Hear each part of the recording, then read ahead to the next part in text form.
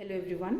In the previous lecture, we had discussed that any logical function can be expressed either as a sum of products or as a product of sums. We have already discussed the sum of products form.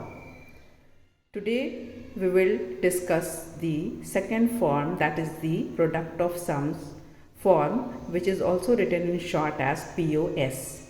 Let us understand the product of sums with the help of an example. We have taken an example in which we are given a logical function of four variables f a b c d is equal to a complement plus bc complement multiplied by b complement plus cd. We have to express this function as a product of sums. So in order to express this function as a product of sums, we will make use of the distributive law.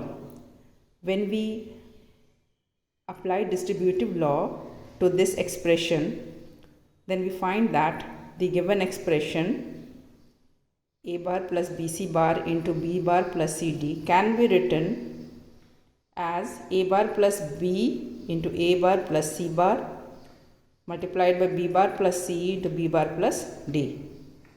This has been obtained by applying distributive law to this expression. Now from this expression obtained, we find that the individual term is the sum of the variables.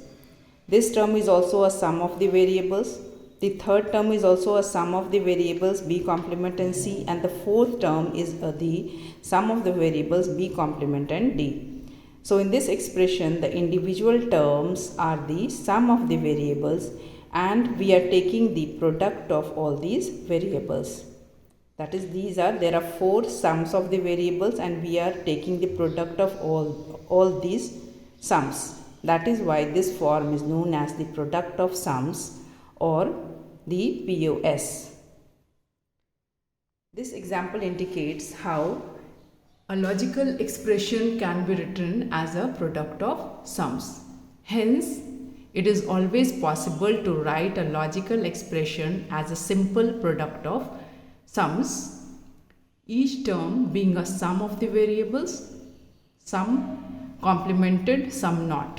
The same term need not appear more than once in any expression, because if the same term appears more than once in an expression, then we will eliminate the rest of the terms and we will keep only one term in that expression. Now from the product of sums expression as obtained in the equation 1, we find that the individual terms obtained within the brackets are the sums of the variables, and we are taking the products of these terms, and for this reason it is called the product of sums or POS. However, we find that the individual terms do not involve all the variables. So this form is called the simple product of sums form. It is not the standard product of sums form. So in the next lecture, we will discuss how to obtain the standard product of sums form. That is how we can express any logical function in the standard product of sums form.